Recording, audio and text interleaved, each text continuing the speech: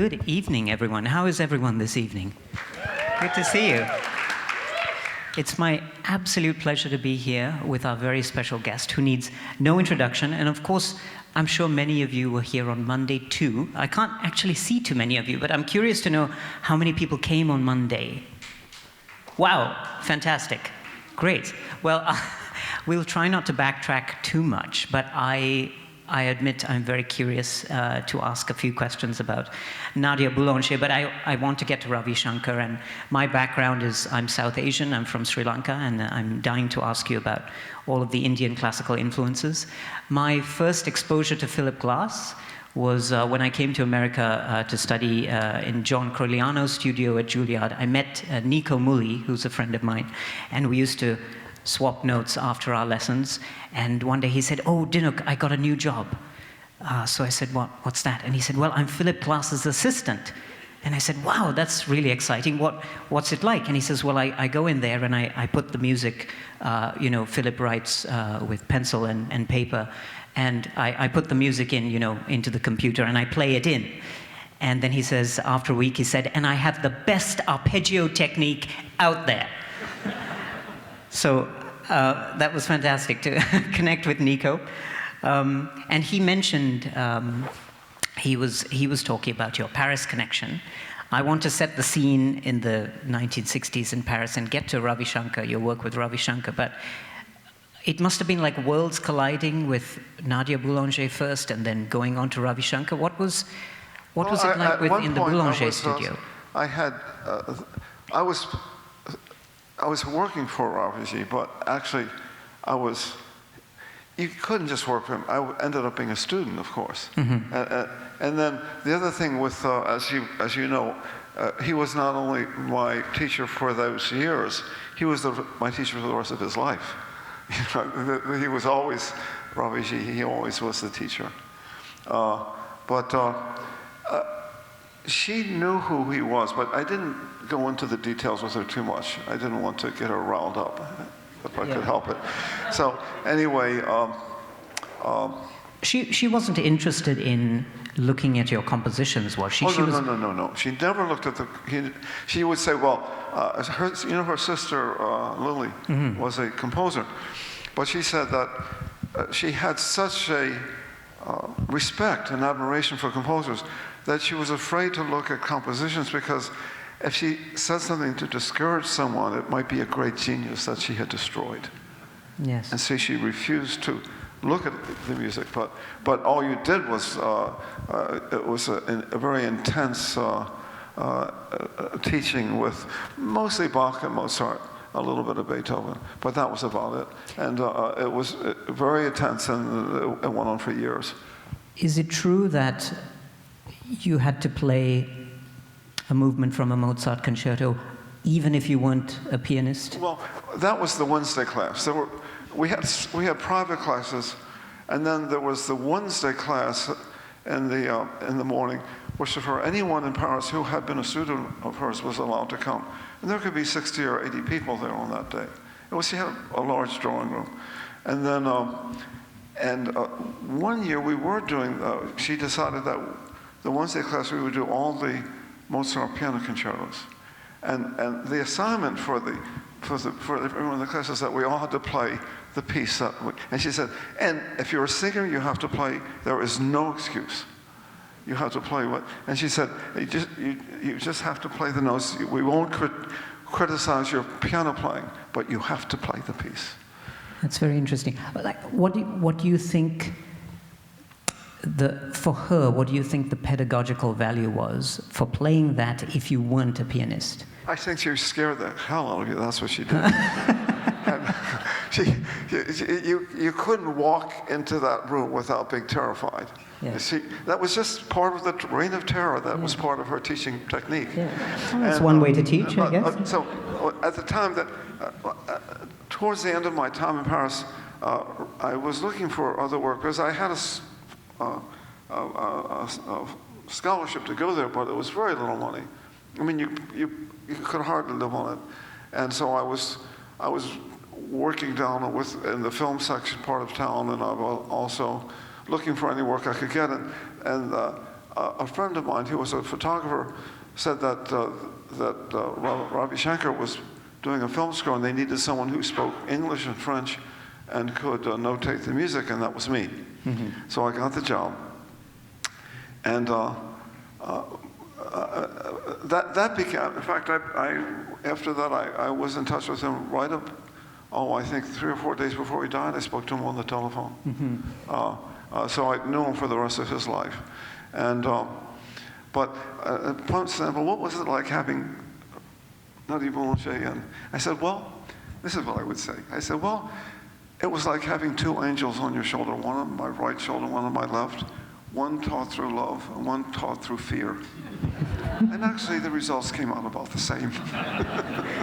I mean, so it must have been like the worlds colliding, right? Like when you moved on to the work with Ravi Shankar, did you know what you were getting into with him? I had never heard any Indian music at all. Yeah. So, and I went on, I found a record, and it wasn't that easy. We're talking about 1963 or 64. So there weren't a lot of Ravi Shankar records in record stores in those days. But I did find that I found some music, and I listened to it, and I couldn't make heads or tails of it when I first heard it. I didn't understand it at all. The person who really helped me the most was his tabla teacher, his tabla player, Alaraka. Alaraka, yes. And you'll enjoy this, because the first thing I did was I was supposed to notate what this is how he did it. He had that little orchestra there, and he said, okay, this is the violin part. He would play it on the sitar. He was a violinist. He said, this is the second violin. It wasn't written down. He was playing it. He visualized all the music. Yes. I did all the parts. I gave it to the people. And he said, then I had to conduct it. And then Alaraka said, no. He says, the beats aren't right, the beats aren't right. He said, no, the accent's not right. And so then that was an uproar, because all the French musicians wanted to rewrite the music. You can imagine, it was chaos. Yeah. And it was chaos anyway, so finally I said, okay, everybody sit down. And Ravi was just waiting for us to figure this out. So I looked, now here, you'll like this. I looked at the music, and I erased all the bar lines. Right, and then... And I suddenly saw a flow of notes. Of course. And I saw also that there was a period, a kind of it was in Tintal. In other words, it was 16 beats. Yeah. And I quickly saw that it was in 16 beats. And so I marked the psalm. The psalm means the downbeat. The downbeat, yes. And then we played it. So I conducted the piece again, and this time Alaraka smiled. Raviji didn't say anything. He just let us go through this exercise. But that was a very. And then when I was just starting to write my own music, I was writing music for Samuel Beckett lived in that area. He lived in. I was in the 14th. The 14th arrondissement of Paris. He lived not too far away, but that wasn't the point. We knew someone that knew him, and we were a young. We were a young theater company, actually. I was married to an actress who became a very wonderful director, Joanne Akalaitis, and there was a theater director. There was another actress, and there was another French English guy who was living in France. And I was writing the music for the productions of Beckett. Now, Beckett was he was probably about 50 years old then, and we were in our late 20s. And for some reason, we didn't go to his manager, we didn't go to the publisher. We just asked him if we could do his plays, and for some reason he liked us. Now, he didn't want to see us. He didn't want to spend any time with us, but he liked the idea that this young theater company. And so we would send messages back and forth. And he would, I did, during that, very short period of time, I wrote music for 9 of his plays. Wow. But it went on to the time when we got back to New York, and we were still working with this stuff. But, so, it was at the same time that I was working with Ravi Shankar. Yeah. So basically, I was working with 3 geniuses. Absolutely. I mean, they all were fantastic. Yeah. I mean, in their own way, they're the best in their own way of what they did. And so Was there a kind of cross-pollination in your mind between these three shifting? Well, I was as close to heaven as I would ever get for the rest of my life, because it was so. These were people, and Raviji and Beckett, for that matter, and for her, she was only in her 70s. She lived to be 92. Yes. These were people at the height of their creative, and I somehow was. I was the guy carrying the water, you know. Yeah. I was like the water boy Yes. for the team, you know. And when I talk to you about it, I hadn't thought of it that way, but the three things were happening. It wasn't just two. Mm-hmm. Beckett was in there too. Yes. And I began writing music for Beckett's plays. And I was working with this idea of removing the bar line. Yeah. And I immediately began thinking about the tal. Mm-hmm. The tal means the rhythmic Time cycle. the rhythmic sentence, so to speak. The rhythmic like this, the measure would be the tal. Is that right? The time cycle, yeah. 10 tal was 16, which is easy because that's just it's like 4 beats of the measure. But there are all kinds of those. There are 13, there's 17, there's 12. So you know them all probably, I'm sure. Did you study that when you were a kid? I did, yeah. So did I. Yeah. I was a little older than you, though, when you studied it. Yeah. You probably studied it as a... I actually didn't study it theoretically, so I was thrown in the deep end, as you were. Did you play anything? No, I actually played mridangam, which is a... Later, I studied with Alaraka when he came to New York. They came to New York the next year, and I was able to continue my work. And Raviji was too busy, but I took lessons from him. And Alaraka, I wanted to study tabla with him. He didn't care about the tabla. Everything was done with he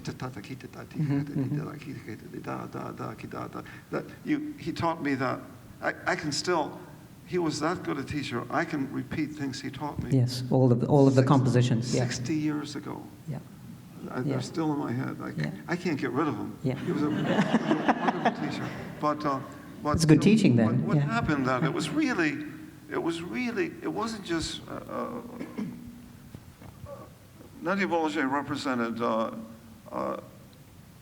Central European art music. I mean, it was Bach from morning to night. A little bit of Chopin, not at all. A little bit of Mozart, a little bit of Beethoven, but it was really Bach most of the time. Then there was Raviji with his, and I was notating that music. So I had to, no, here's the thing.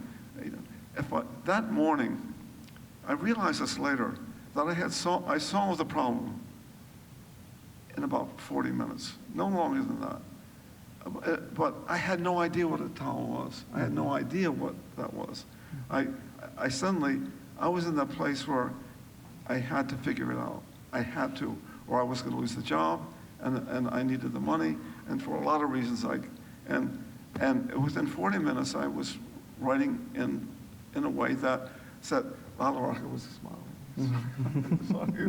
So, and what I realized later, that if I had not spotted that, the 16, erasing the bar lines was easy because he said the beats are in the wrong place. Well, I just erased the bar line. Yeah. So then there was no downbeats. Yeah. No, but there was. And the bar lines are the enemy of music anyway, aren't they? But here's the thing. I had no courses in Indian music. I had no idea what global music was at all at that point. We're talking about 1963, 64. Yes. That was way in the future. Yes. And but I spotted that, and I used that to notate the piece for the. And then after that, I used the same technique to write the music I was writing for the Beckett plays. Mm-hmm. But it was different. I see. But I got rid of the bar lines. Yes. Once I was rid of the bar lines, things got interesting. Yes. So it was a funny, it's funny, it sounds like, where do creative ideas come from? Who the hell knows? But if they don't come at the right time, you're dead. Exactly. Exactly. So, I mean, this leads me to a very broad question about the spirit of collaboration. I mean, you say that this was a time where people might not have been aware of everything that was going on, all of the different styles. But surely it was probably a virtue of yours that you were open to it. And I'd love to hear you speak about collaboration, and because you've had so many great collaborations. There's been Ravi G, and then Scorsese, and You know this just to stop. Oh, did I turn it off? No, I think I turned it off by accident. Okay. Okay. Go ahead. Okay. So, well, that's an interesting question because, when it's actually happening, there's no time to analyze it. If someone throws you off the boat and you have to learn to swim, you swim. You don't analyze. Now, I have to use the right arm and the left arm and the feet. There's no time for that. Could we take a moment to just check the mics? Is everyone hearing me through this one? Yeah. And how about you? Yeah, is this working? Oh, it's back. Okay, there we go. So the thing is that those are moments of revelation, so to speak.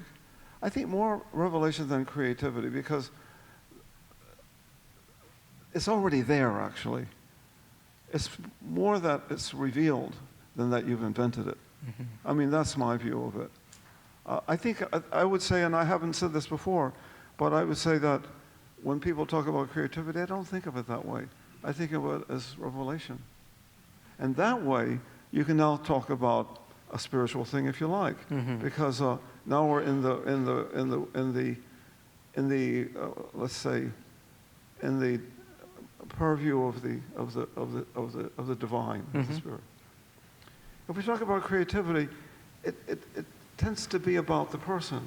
We talk about revelation, it tends to be about something else. Something higher, yes. But I think I never thought that I was a very creative person, but I had the good luck to have a few good ideas now and then, and I knew what to do with them. I mean, that's truly what I thought. When I was at Juilliard, I was not one of the best students. Almost anybody, I was in the middle. I wasn't. I didn't start really writing until I was 30, until my meeting with Beckett and Boulanger and Ravi G. But what a combination, huh? Amazing what combination. A cocktail, huh? Yeah. Yeah. No, and as you say, it's a very beautiful. Anyway, I think that I was, for whatever reason, I was open to that. If I had not been open to it, I wouldn't have noticed. Well, that's the thing. I think that's what's very special. I would have thought, well, this is a weird guy, and this lady's just nuts, and that guy is crazy. But I got to go through it. I got this Fulbright. I better go through with it. But I didn't look at it that way.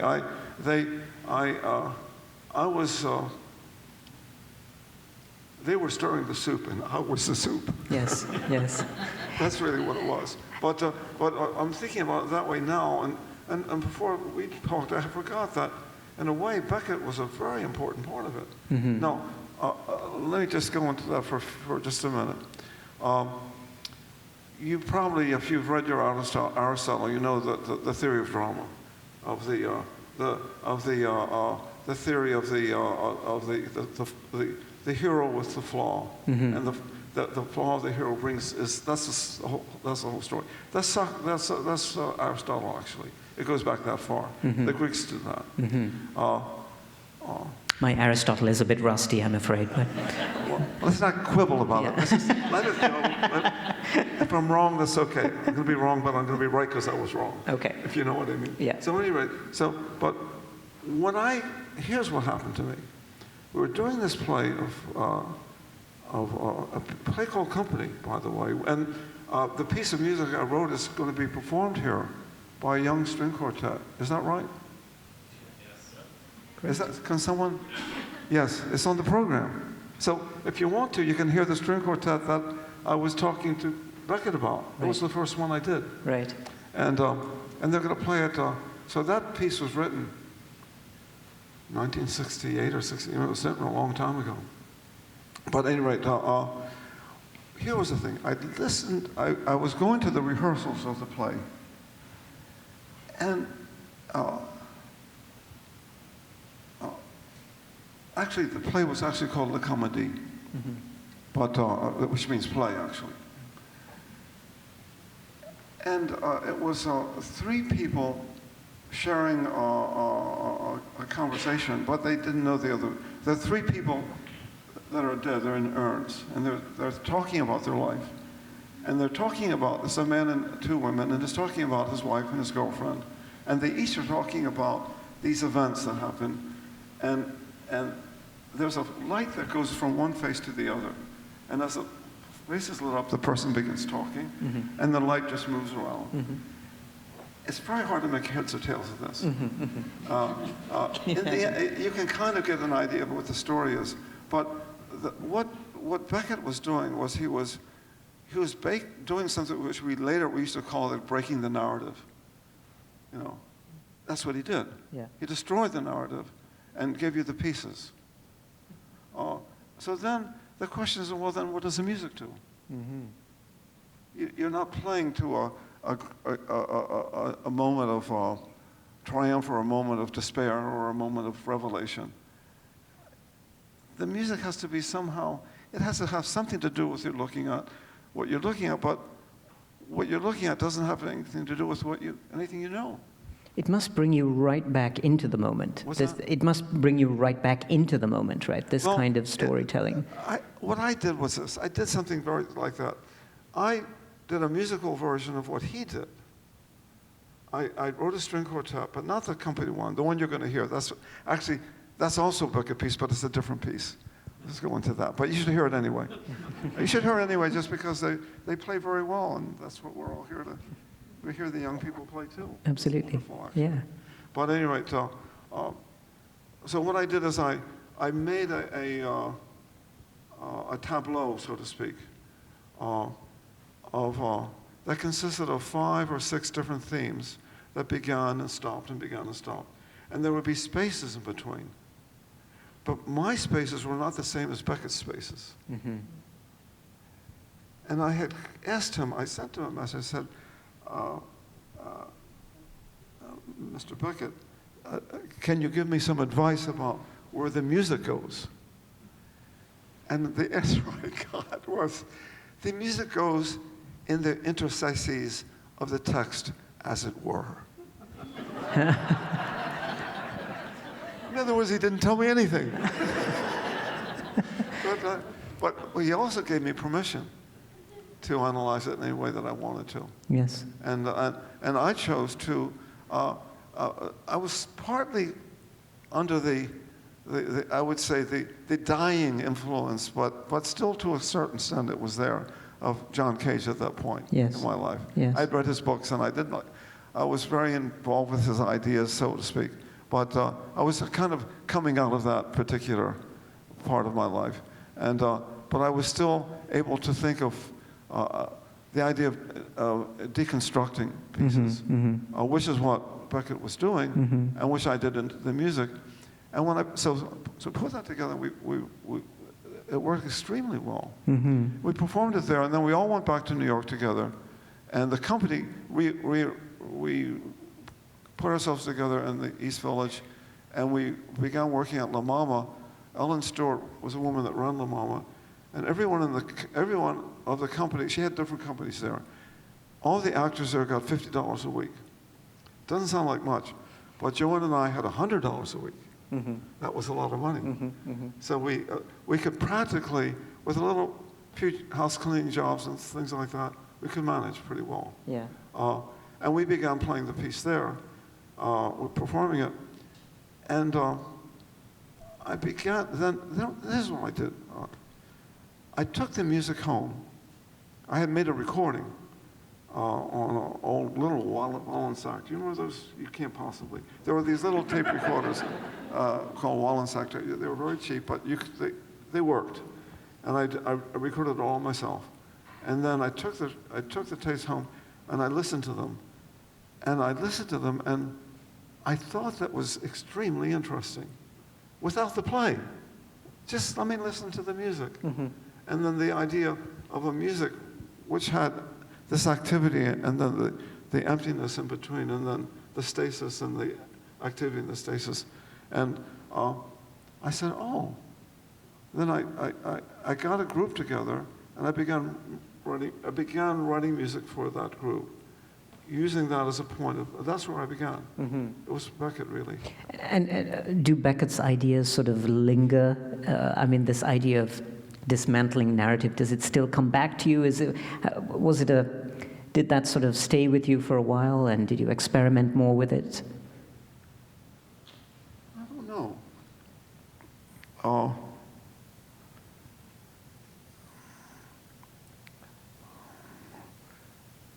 I had come in contact with some amazing people. They were older than me by 30, 40 years, sometimes, some of them. I knew a lot about modern music, so to speak. I mean, the music that was conceived in beautiful music. Stockhausen and Berio and Boulez, these guys, wonderful. Wonderful music, but why would you want to write that? I mean, they had already written it. Exactly. Right? It's like, do their clothes fit you? No. Do you want to eat their meals? No. Do you want to live that life? No. So why would you write the music? But, we weren't this, and it wasn't just myself. There were a small group of composers who were working in similar ways. They called it minimalism, and it was a reductive.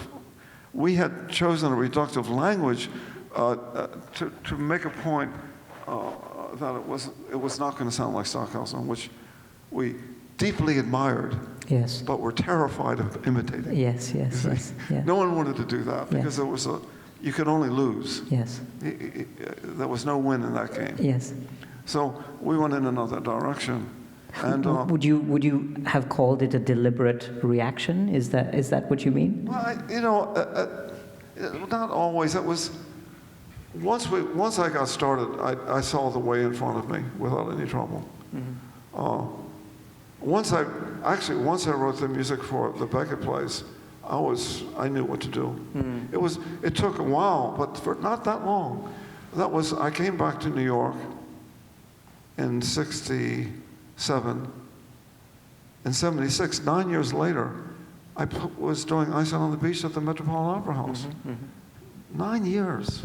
That was very, very little time. So that I assimilated and generated a language very, very, very quickly. And the reason I did it was because I could see so clearly what it was. There was I didn't care what anyone else did. What did I care? People, they could write what they wanted. It's not that it didn't interest me. I wasn't interested. That's a little bit different. I was busy doing something else. It's a great moment to hear some of the things you've been busy with. So shall we have some music now? Oh, okay. Well, is it time? Now, I've invited, you probably know Tim Fain, he's a wonderful player. And we're going to play a piece called Etude Number 2. But I want to tell you something. Everything he played, he wrote, not me. So this is actually a collaboration, and it happened today. And he came, when I came here today, he had actually written it down. And I said, I'm going to tell everyone that you wrote it, so this is on you now. But it's wonderful. Well, we played a lot together, and he is a composer on his own, right? He's writing his first violin concerto, but he's written a beautiful theater piece. He does write music. That's fantastic. But I was very intrigued by what he did. Some of you may know this piece. I think I played it at the first concert. I played this Etude Number 2. Right. I think I did. Right. But now you're going to hear it in a different way. Wonderful. Tim Fain, there? Everyone. Yeah. I told you I was going to do that.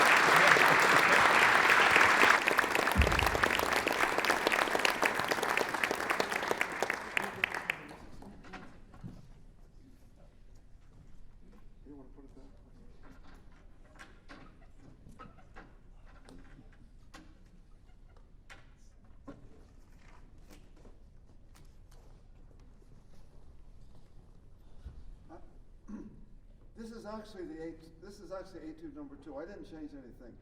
He's the guy that changed it. If you don't like it now, or if you love it,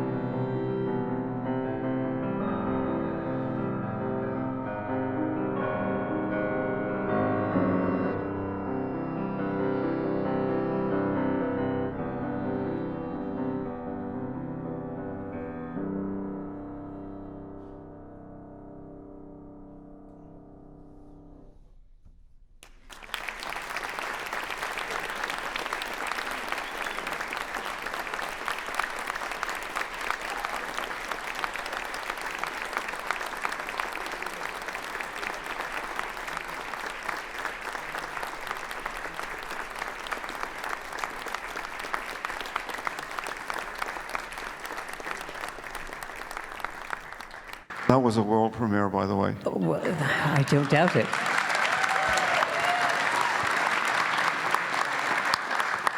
That had such a beautiful shape. I love the way it sort of grows to something so epic in the middle. In terms of your process, do you see those shapes coming? Do you see the whole shape before? Oh yes. You know this because you're a composer too. The main exercise of writing music is actually trying to notate what you hear. That's the whole trip is that if you can, and that's what's the hardest thing to do. It's the same thing with painters. Sometimes they're just trying to get the painting right. Mm-hmm. They know what they want to see, but they can't see it on the canvas yet. Mm-hmm. And that happens with composers too. I can hear a piece, but when I write it down, it has a strange, just like trying to get a fish out of the ocean. You try to get it in the ocean, it doesn't want to get into the boat, you know. It's hard to get it into the boat. Do you find it a painful process? It can be frustrating. Mm-hmm. Painful is, I would say that goes too far. Because part of the part, I would say, generally speaking, I never get it completely right. Mm-hmm. I never am able to write exactly what it is I hear. Mm-hmm. And something strange happens on the way between the ear and the paper. I don't know what it is. It may be that our methods of nomenclature or methods of notation are too crude. Mm-hmm. And that it's simply not, and that to paint a dream is probably not possible. I think you're absolutely... And in a funny way, we're talking about that. We're talking about visualizing and dreaming are very similar in a way. Mm-hmm. But to make the dream into a real sound, the language isn't there to do it. So we're handicapped in a way. In a way, the artist has the vision to hear it or see it or to dance it, maybe. I think you're so right. But the question is, do we have the technique to write it down? Mm-hmm. And that is the really hard part. Yeah, I think you're totally right. I mean, notation is a blessing and a curse, isn't it? Because it doesn't allow for all the nuance, but at the same time, it's something that allows us to preserve what we're trying to hear. The reason we study with the teachers like you have done and I have done, and you learn the technical aspects of writing, at least it's something. You can get the fish kind of close to the boat. Exactly. Yeah. You can get it out of the water to some degree. Yeah. But when I talk to young people and they say, they'll say this. They'll say, when will I get my voice? I say, well, it doesn't matter. You'll get it when you're 30. But in the meantime, what you should do is work on your technique, because when you do get your voice, you're going to want to be able to write it down. Exactly. Yeah. And it's not important what you're writing now. Yes. It's important that you develop the skill of writing and the confidence. Yeah. I guess. Yeah. That's right. My great teacher was Boulanger. When I left her, I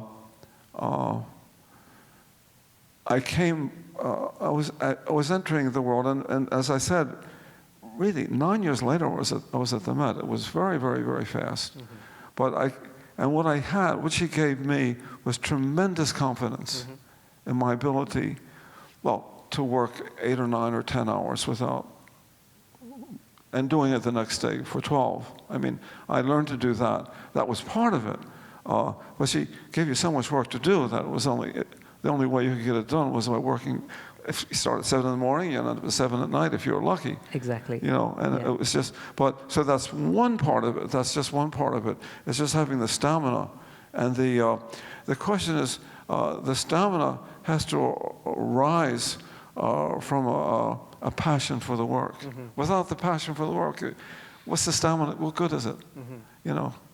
And is it true that you would set limits for yourself in terms of a 3-hour block where you would? That was when I was younger. Yeah. When I was just a student, the first thing I had to do was to learn how to sit still for 3 hours.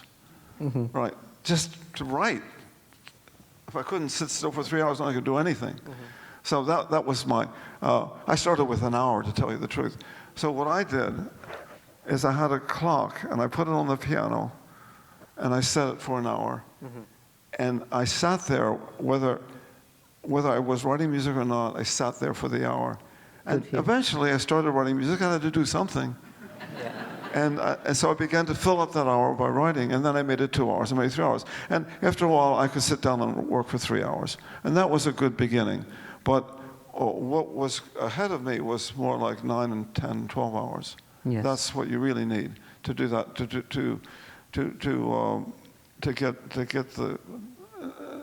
the thing working. But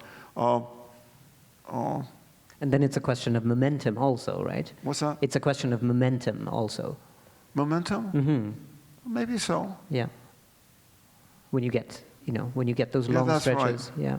That's right.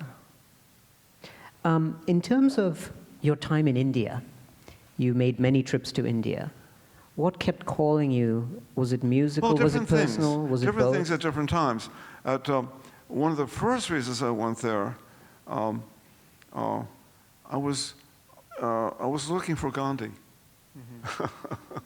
I was really searching for him. But something had led me there before that. I had gone to a little town on the border of Sikkim and Tibet and India and Bhutan. There's a little town called Kalimpong. I knew it was a trading town. I've read a lot. And before I even went to India, I had an idea where I wanted to go. But I wanted to go there because there were people there who I was interested in. There were people who came from Tibet. There were people who had came from Nepal, mostly Tibet. And I wouldn't be able to get to Tibet at that point. I never was able to go to Tibet, never got there. But I knew there was a settled Tibetan community there. And I went there for that reason. Now, I went to meet a man named Thorchin, who was actually he ran something called the Tibetan Mirror Press. You really want to hear this whole story? I'd love to. I'm sure everyone will. Okay. This guy Thorchin ran a magazine, a newspaper called the Tibetan Mirror Press. And I would go to sit and talk with him because he knew a lot of stories. I liked talking to him. And on the way, I passed a little rug store. There was a man who I eventually got to know, his name was Sarup, Mr. S-A-R-U-P, Mr. Sarup. It began, I walked down there every day. It was on a 10-mile road. If you've been to, it's one of the main roads of Kathmandu, of Kalimpong. And I would pass this, I would pass this rug shop. And Mr. Sarup would nod to me, and we started by nodding. And finally we said, good day, good day. And then one day he said, come and have some tea with me. So then that became part of my day. I would have tea with him. And then I was just going to see Mr. Thorchin, actually, but Sarup was on the way. And then he said, look, I said, there's something I want you to see. I said, what's that? He said, well, we have a little movie theater here. I said, I'm not interested in movies. He said, no, it's not that. He said, there's a piece of film I want you to see. And I've arranged for the man who runs they only showed movies on Friday nights there anyway, Friday and Saturday nights. But the equipment was there, and the man who ran the machine owned the machine. So he said, I want you to see this. Come. So I went with him to the little movie house, and it was a piece of it was a film, a newsreel. And what I saw was a skinny little guy in a dhoti. A dhoti is it's made up, it's like a sheet that you wrap around your legs. It's you see it a lot in South India. In those days, you saw it all over India, not so much anymore. And he was surrounded by people. And he walked into the ocean. And he took his dhoti, he put it into the water, and brought the dhoti out. He was harvesting salt. It was against the law, the English law, for the Indians to be in the salt business. So he went into the salt business. And That was Gandhi. That was Gandhi, yeah. And that was a very famous moment. It was called the Salt March. And it was his means of protest. What? It was his means of It protest. was, he began, it was civil disobedience. We Yes. sometimes call it that, but it was a nonviolent protest movement. And I was astonished. Mm-hmm. I didn't have any idea who Gandhi was. Mm-hmm. I'd heard the name perhaps, but there he was. And so he just wanted me to see that. And so I went back to New Delhi, and I found out there was a Gandhi museum, there was a Gandhi library in New Delhi. Mm-hmm. And I started reading his books. And then I started coming back. I had 2 reasons to come to India now. I actually had 3, because I was on the track of now I was interested in South Indian music, the music that you probably grew up with. I knew the Hindustani music already. That was Ravi's. But I was interested in the Carnatic music, was of the South. So I was doing that. I was also keeping in touch with my Tibetan friends up in the hills. And the third thing I was doing was I was on the trail of people that knew Gandhi, and I found them. There was one of the men that used to go on the marches with him. What was his name? He was a big guy, about 6'2" or something. And I went down to see him. He was living in the South. And I went to any place that Gandhi had been in. I went to where he lived. He was from Gujarat. But he worked in Ahmedabad for a while. And he was a friend, the Sarabhais was a wealthy family there. And they were his patrons, but they also ran the local cotton mill. Yes. And he was the guest of the Sarabhais, but he organized marches against them in the daytime. They loved him, of course. And what could they do? I mean, he was Gandhi, what were they? So, and he was trying to get them to all kinds of difficulties with the workers that he was addressing. And I was the guest of the Sarabhais also. But I just happened to know somebody who knew them, and they had me go there. And I went to, there was a museum there, and one of the exhibits of the museum was all of Gandhi's earthly possessions when he died. There was his glasses, his sandals, a dhoti, and a book of the Bhagavad Gita. Wow. The Song of the Lord. That's all he had. That's incredible. Now, what was It makes you want to go home and clean out a little bit. I know, exactly. Yeah, absolutely. But, what was the trajectory between those moments and Satyagraha? I hadn't even written Einstein yet. That was later. The next opera was Satyagraha, which means truth force. Exactly. And they became a sort of trilogy celebrating then after that, heroes, right? After that, I did a third one, and I was looking for a third. I wanted to have Einstein was a scientist. I would say Gandhi was about politics. And I wanted to have one opera about religion. And I really pulled a really weird... I went all the way back to 18th dynasty Egypt and picked up Akhenaten. The first monotheist that we know, we think he was the first, might have been. And so he was the third. So the trilogy was basically science, politics, and religion. Yes. That's what the trilogy. And that trilogy was eventually performed. It was only done as a trilogy once, and it was done in the city of Stuttgart. They did it on 2 successive weekends. It was done twice.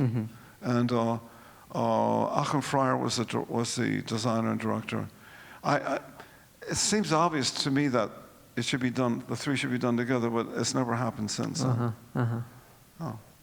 Yeah, and how was Satyagraha received at the time? Well, it depends on who you were, of course. If you really loved Einstein, you might not like Satyagraha. People didn't like the fact that I had changed it wasn't my style really, but the patina, the surface of the style was changed. So I had abandoned all these people who loved the Einstein music. I had abandoned them for something else. That was one part. Then the people who thought they were opera lovers, they hated it, of course, too. But that left a lot of people. Right. And the piece became very successful. Though it had its premiere in Rotterdam, and the head of the opera company at that time, not the man that commissioned it was it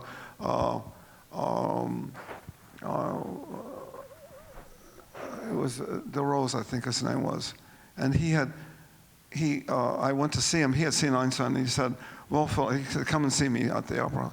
And I went to see him, and he said, "Well, it's nice, very interesting, but how would you like to write a real opera?" And I said, "Well, what would that be?" I had it all in my head already. He said, "Well, it would be my orchestra, my chorus, and my singers." Yes. I said, "Well, let's do Gandhi." Now, I had forgotten that it was the Dutch that were in South Africa. Yes. And I was in Holland. I didn't realize that I was really... That was the I walked right into that one. Exactly. And so though the Dutch that I knew said, "Oh, we're not the Afrikaners. We're not those people. We're different." But they didn't act different. There was a certain amount of people were angry because I just brought that to their attention. But still, De Rosa, he had left. A new guy came in, and he promised in the newspaper. He made a promise to the people of the Netherlands that they would never have to see a production of Satyagraha again. And it was a funny kind of prediction. It was a stupid thing to say, but it turned out to be true. It's never been back there. I don't know why. I mean, it's obvious that it should go there, but it's like it was cursed by this guy. Yes. You know, it was the curse of the intendant. Yeah. You know, your opera will never be in this, and it never was. But it didn't stop it from going other places. Now, what was it like moving from opera to film? Oh, it was a piece of cake. I mean, basically, you're talking about image, movement, Text. and music. Yep. I was good with that. The first film I did, I think, was it Mishima? It might have been Mishima. I'm not sure, but I'd love to ask you about What? I'd love to ask you about Kundun. What's that? I'd love to ask you about Kundun. Kundun is later. Yeah. I think the first one was Mishima. He was a Japanese writer, and Oh no, wait! Wasn't it Chappaqua, which was Raviji's? no, that was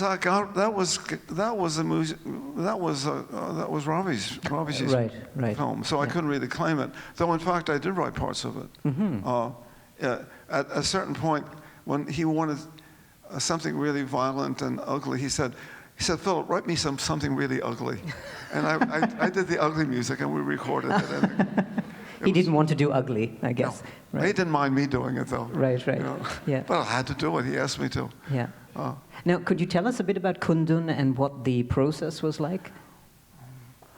Kundun is another name that was applied to the Dalai Lama by Tibetan people. It's not generally known as that, but that's what it is. I heard from, I was at that time working with the Tibet House, which was a cultural destination in New York for, if you were interested in Tibet, you could go there. And it's still there. It eventually became the Dalai Lama's part of his administration, but at the beginning it was just people like Bob Thurman, a handful of people, Richard Gere, myself. At any rate, on the board, there was a woman on the board who was writing, I forget her name now, but she said she wanted me to know that she had just been writing a screenplay for a film about the Dalai Lama called Kundun. And she said, Scorsese is going to do it. No, I had known Scorsese for a completely different reason. I had written, I had composed some music for, I forget what piece it was. It was maybe it was The Fall of the House of Usher. And I wrote it for an English director who was very old but wanted to do it. And the people who said, well, we need a backup director. Was that Michael Powell? It was Michael Powell. Right, okay. Great. The great backup director turned out to be his son-in-law, Right. which was Marty Scorsese. Right. So I met Marty. Marty said, yeah, don't worry. If Michael can't do it, I'll finish the job. Right. And on that basis, they were about to sign the contract, and Michael Powell died. Yeah. So it never happened, but it did introduce me to Scorsese. So once I heard that, so I called him up, and he knew my name, and he said, I said, Marty, can I come and talk to you? I got to talk to you also. And he said, yeah, come on. He lived he has a studio up on 60th Street. So I just took the train up there. And he said, what's up? And I said, look, I hear you're doing a film about the Dalai Lama. He said, yeah, what about it? I said, I've got to write the score. He said, what? I said, I want to write the score. He said, I didn't say that. I said, I have to write the score. He said, oh.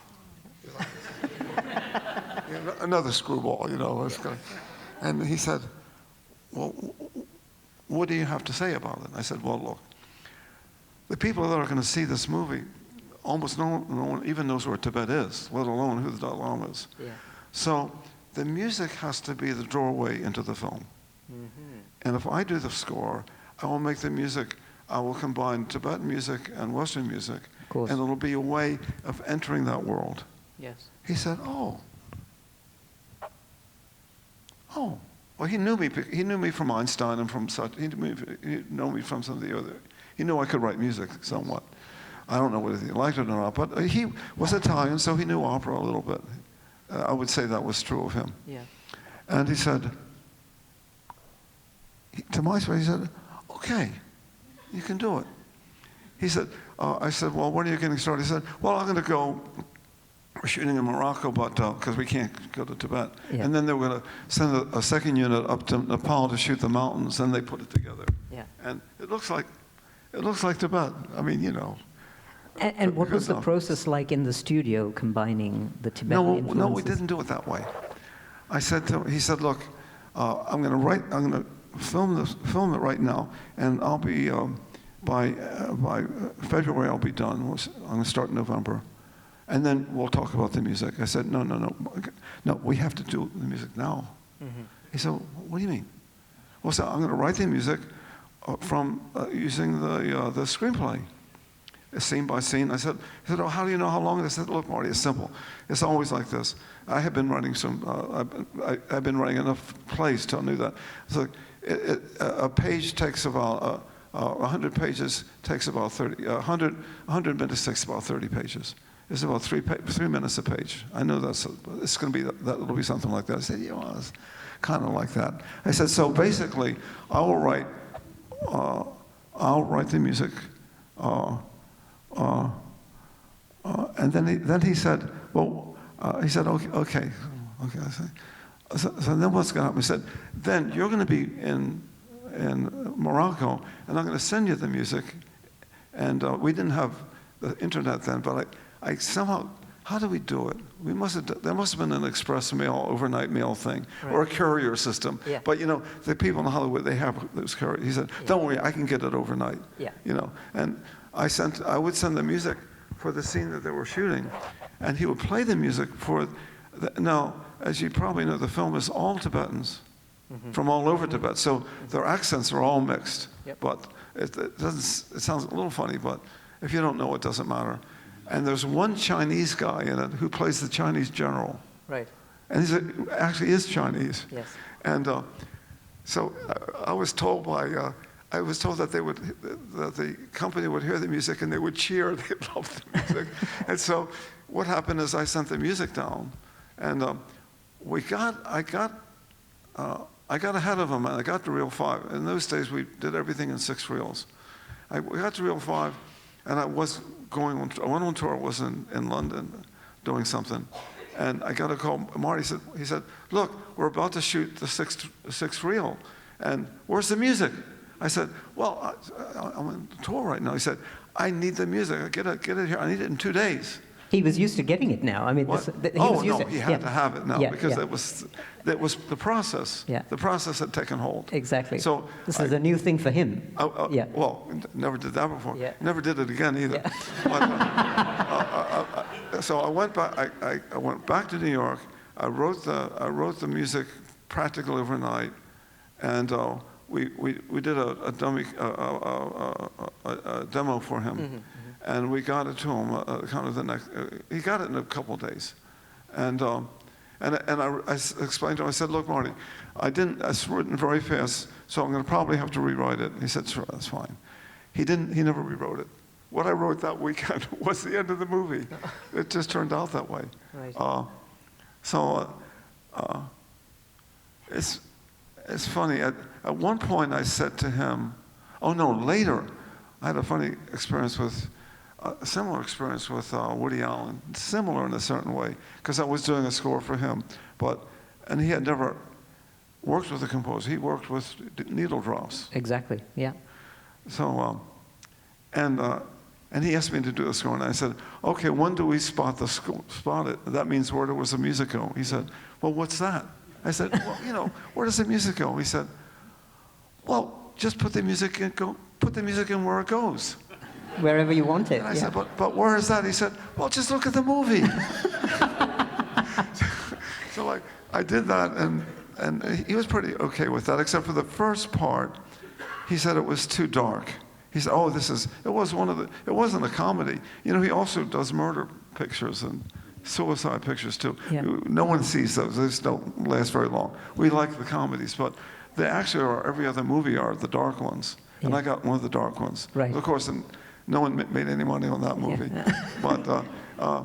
And I began with a Verdi overture. I figured it had to be death and destruction to the end. He said, well, he said, maybe I start a little bit more gentle and get darker towards the end. I said, look, Marty, if you do it this, no, that was Woody. Woody, if you do it this way, you'll start with the overture. And at the end, when you have the double suicide, you'll hear the overture again, and you'll know why it was there. Yeah. And he said, I'll think about it. So he went away, and I went away. And about 6 weeks later, I got a call. Come up, you can see the movie now. And I didn't know what he was going to do. When I came up, and he actually did what I said, put the beginning and the end. But Marty was a little bit like that. He was very difficult to work. In one way, he knew what he wanted in the music, and he said, no, the trombone doesn't go there. I said, what do you mean doesn't go there? There's no trombone there, for God's sake. Yes, the director speak. Yes. This is the director telling me what the music is. Yes. And you have to listen to that stuff. It's Martin Scorsese, for God's sake. Exactly. He actually does know what he's doing. Yeah. So I put so what I did, I substituted a electronic trombone for it, and he bought it. He liked it. Mm-hmm. But when we got to the recording, I put the real trombone, and he said, "What's that?" I said, "Well, that's look, Woody. That's the other thing is just a fake trombone. This is the real trombone." He said, "I want the fake one." I had to go back and we had to re-record it. Oh my gosh. Lots of fun with the film guys. Absolutely, yeah. As you can imagine, I would love to stay here and hear stories all night, but I would love to give you a chance to ask a few questions. Does anyone have any questions? There's one right there. Please go ahead. Hi. I wanted to ask you about a specific collaboration you had done with the band Polyrock. Oh yeah, there was a band called. Well, there were a lot of bands around that time. This was in the about in the 70s, I think. Really? And the punk bands were around too. And I lived down.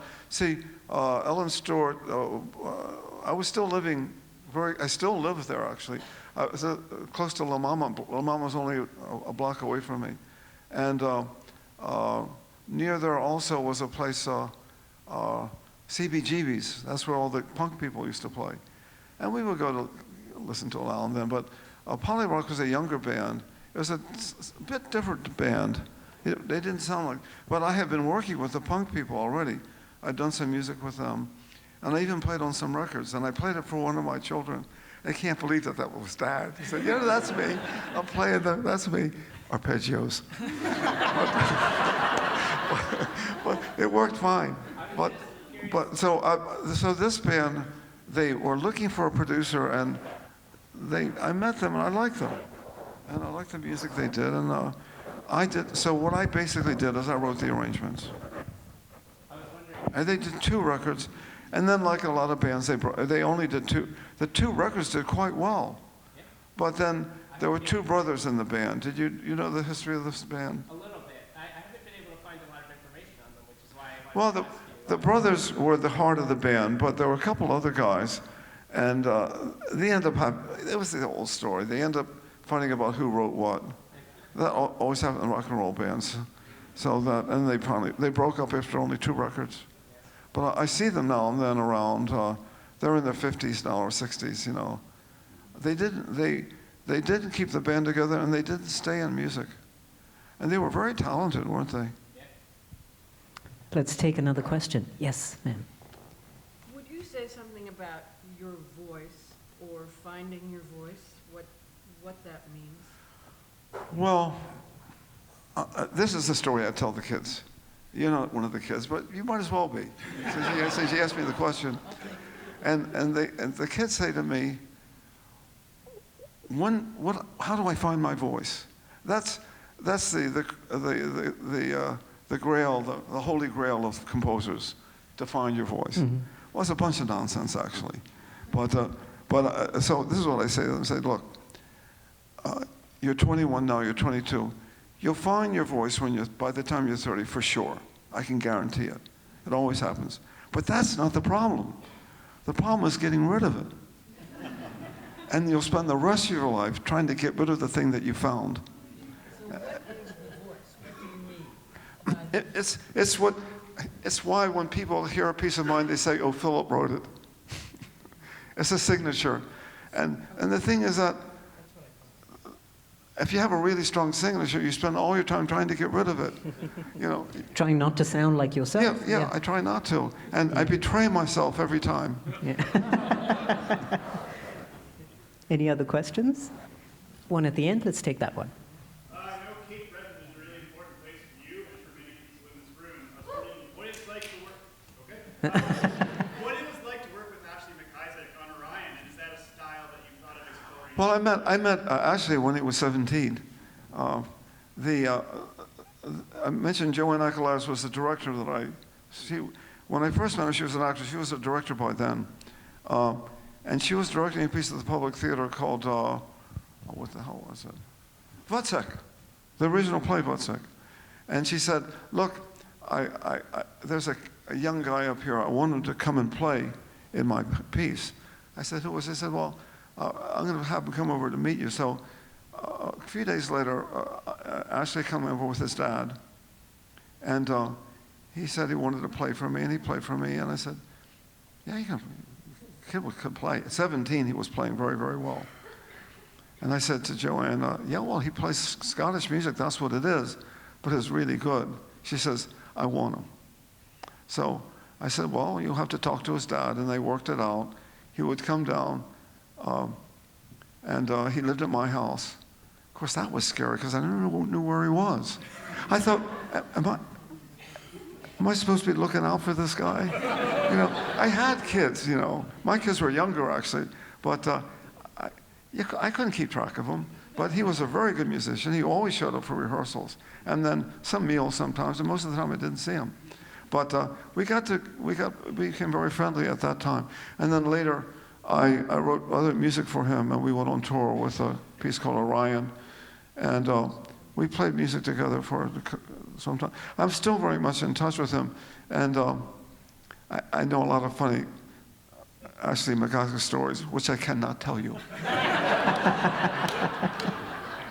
We'll have to get you back next year then, Philip. How about a question from this side? Yes.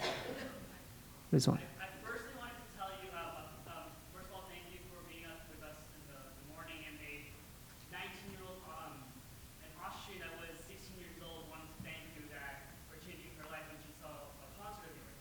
But I did want to ask you, as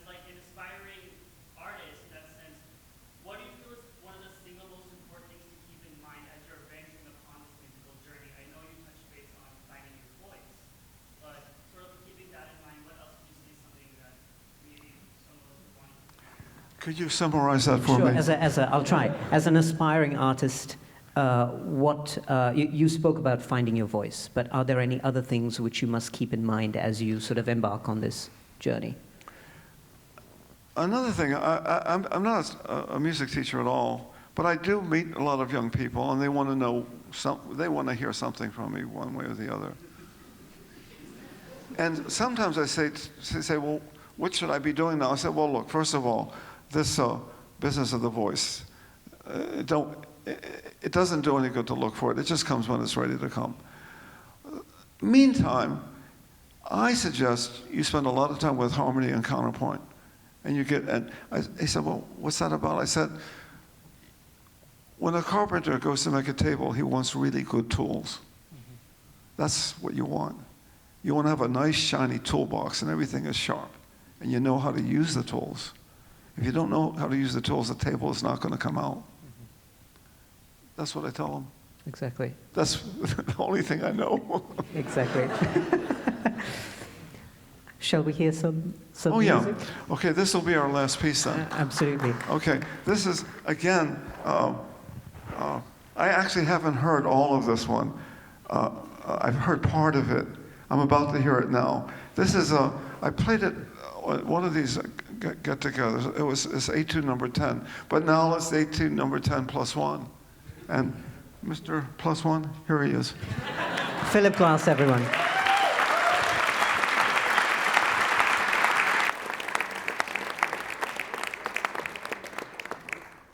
Don't forget that there's a little accelerondo after the beginning.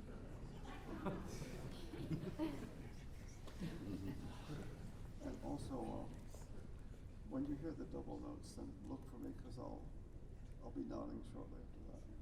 We're trying to end together. Since we've never played the piece before, it's going to be really if we do it, we expect a standing ovation. If we end together, that's the main thing. Oh, I shouldn't have said that. I'm sorry. Well, the pressure's on. I'm hearing the whole plan at the moment. It's going to be a world premiere.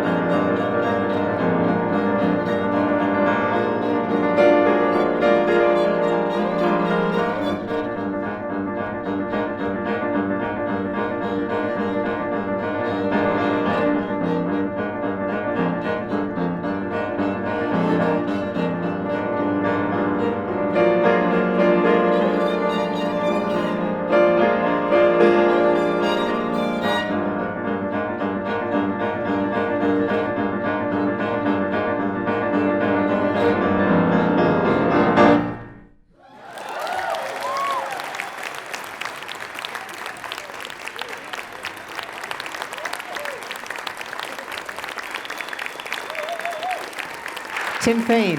Tim Fain on the violin. Our special guest, Philip Glass.